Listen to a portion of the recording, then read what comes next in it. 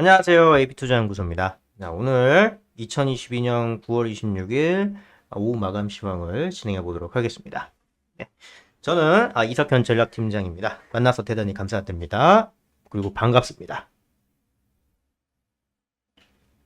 자, 오늘은 시장이 굉장히 좀 세게 하락이 된 상황입니다. 굉장히 세게 하락이 된 상황이라 여러분들이 좀 진짜 와 무슨 이렇게까지 떨어지나 싶으실 수도 있다라고 생각을 해요. 오늘 보시면은 막 이렇게 거의 한 이제 코스피, 코스닥 뭐 이렇게 3%뭐 이제 5%뭐 이렇게 떨어진 정말 근래 들어 정말 보기 드물게 이렇게 강한 폭으로 하락이 됐다라고 이제 볼 수 있는 그런 장인데 아 자, 어때 순서부터 설명을 해드려야죠. 일단 시장지수 점검, 그 다음에 향후 전망, 유의미한 개별 종목 진단 이렇게 이제 세 가지로 알아가 보도록 할게요. 오늘 시장 상황 보면 다 떨궜어요. 정말 와 이렇게 떨어져도 되나 싶을 정도로 정말 심각하게 다 떨어졌고 코스피 같은 경우도 하반 경직성 하락 패턴을 정말 충실히 따르고 있는 모습을 보여주고 있어요. 여기서 계속 이제 두들기면서 위로 올라갈 그런 이제 모양새를 취했었는데 그런 모양새를 취하려다가 실패한 모습을 보였습니다. 예, 선을 좀 재조정했는데요. 이렇게 하면은 이렇게 떨어지는 모습이 이제 확인이 되실 겁니다. 이런 식으로 계속 이제 떨어져 내려가면서 연말이 되기 전까지 저는 2000포인트까지 내려갈 가능성이 있다라고 보는 입장이기 때문에 여러분들이 가치 투자를 하고 계시는 게 그러니까 가치 투자를 하고 계실지언정 굉장한 마음의 준비를 하실 필요가 있다라는 저의 판단 전달해 드리고요. 코스닥 같은 경우도 계속 이 친구 밑으로 빠지고 있지 않습니까? 그렇죠? 코스닥 같은 경우도 연말까지 이제 500포인트대까지 500자를 보게 될 수도 있어요. 왜냐면은 이거를 반등시켜 줄 수 있는 게 없어요. 사실 지금.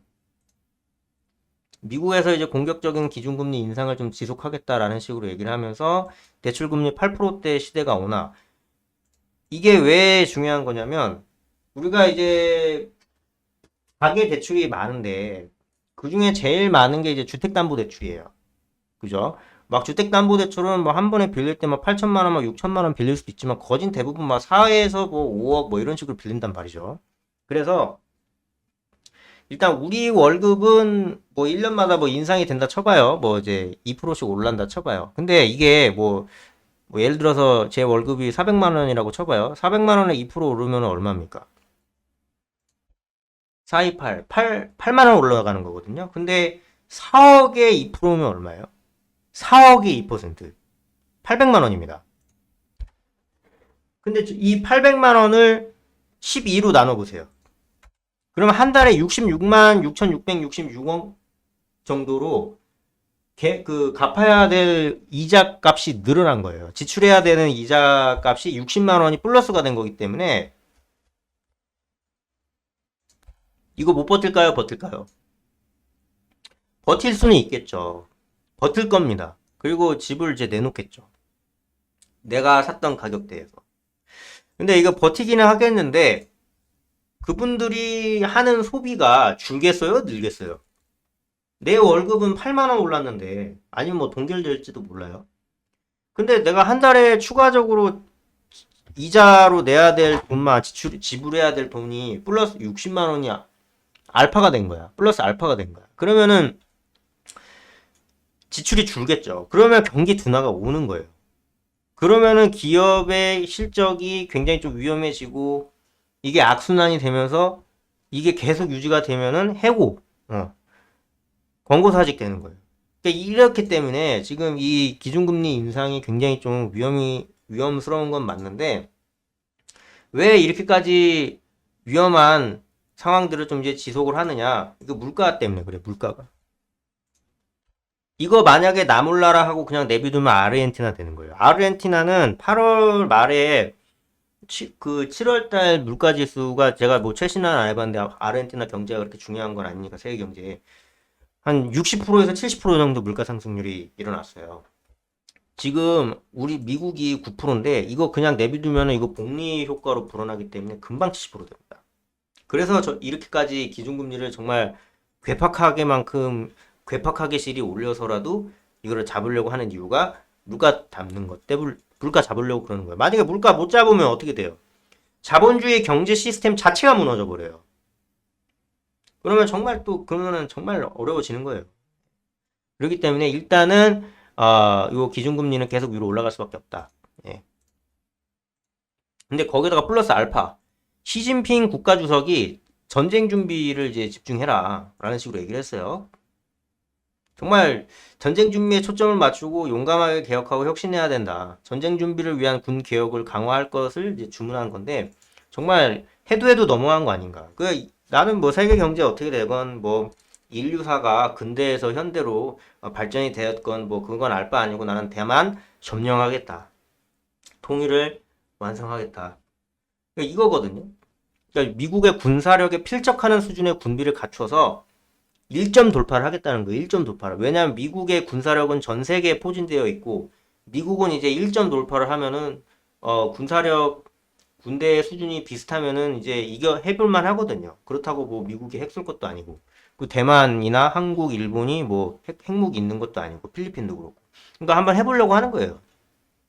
이러면은 자꾸 이제 전 세계에 피바람이 불려고 하고 화약 냄새가 나려고 하고 이러면은 증시가 잘 될 수가 없어요. 우리가 이제 주가가 오르는 이유는 더 돈을 잘 벌 것 같아서예요. 근데 전쟁이 나는데 더 돈을 잘 벌겠어요? 사람들이 죽어나는데? 정말 극소수의 전쟁 관련주, 뭐 이제 방산주 이런 걸 제외하고서는 정말 화폐 가치 자체가 의미가 없게 돼버릴 수도 있기 때문에 그런 부분은 굉장히 큰 위협으로 우리한테 다가올 수가 있어요. 그리고 이제 플러스 알파적으로 제가 마지막에 해드렸던 게 이제 저전주죠. 예, 격주 간격으로 이웃수 전문가랑 나눠서 하는데 9월 16일. 그러니까 제가 누차 계속 한국가스공사를 좀 눈여겨봐라 라고 이제 말씀을 드렸는데 오늘 이제 요 지지선을 터치를 했어요. 왜냐면 그 LNG 자체는 좀 이제 흐름이 괜찮을 수가 있어서 요 흐름 때 요 지지선 때 안착을 해서 평단가를 여기로 맞추게 되면은 적어도 억울하진 않을 것이다 라는 입장입니다, 저는. 네. 그리고 이제 어차피 전쟁 나게 되면 뭐 주가 다 빠지겠죠. 근데 그때 되면은 화폐가 의미가 없어요. 전쟁 나고 나라 망하면은 대한민국 망했는데 원화 가치가 무슨 의미가 있어요? 아무 의미 없지. 그냥 그런 거는 이제 생각할 필요가 없고 그냥 그런 와중에도 나는 매매를 하고 싶다 하시신 분들은 요 한국가스공사를 좀 이제 눈여겨보실 필요는 있겠다라고 이제 말씀드릴 수 있겠습니다. 요거는 제가 이제 올타임적으로 지금 일단 말씀드리는 거예요. 왜냐면 겨울 올라오고 이러면 LNG 수요가 좀 늘어날 수밖에 없는데 러시아 쪽이 시장에서 배제돼 있어서 네, 그렇게 보시면 될 것 같고요. 자, 그러면 마지막으로 유의미한 개별 종목 진단하고 마치도록 하겠습니다. 자, 카나리아 바이오가 이제 상한가를 쳤는데요. 왜 쳤느냐? 난소암 치료제 임상 관련 소식 때문에 상한가를 쳤다라는 식으로 되어 있는데 이거는 관심 종목으로 볼 필요가 있어요. 왜냐면 이제 개별 호재이기 때문에 차후에 또 이제 어떤 식으로 변할지를 좀 이제 눈여겨볼 필요가 있다. 근데 이것만 가지고 매수 신호를 잡긴 너무 어려워요. 왜냐면 바이오는 정말 마지막 순간까지 모르는 거기 때문에 네, 그렇게 보시면 될 것 같고요. 그 다음에 다른 STX도 이제 상한가를 쳤는데요. 이 친구 같은 경우에는 국내 최초 액화수 소용 밸브 개발 소식에 이제 STX가 이제 상한가를 쳤는데, 요거는 이제 효성 첨단 소재가 액화수소를 저장할 수 있는 용기를 개발해서 이제 굉장히 큰 폭으로 위로 올랐던 적이 있죠. 근데 STX는 액화수소용 밸브 개발 소식에 이제 강세를 했다. 요거는 이제 그 액화수소 저장 용기에 바로 적용할 수 있는 스틸 잔도로 이제 제작됐다고 하니까, 그러면 이제 뭐 운송을 하거나 뭐 이런 거 뭐 저장용 탱크에 이제 활용될 수가 있기 때문에 얘는 STX는 굉장히 긍정적으로 볼 필요가 있겠죠. 네. 앞으로의 귀추가 굉장히 좀 주목이 되는 그런 친구라고 볼 수 있겠습니다. 네. 감사합니다. 전 다음 시간에 뵙도록 하겠습니다. 안녕히 계세요.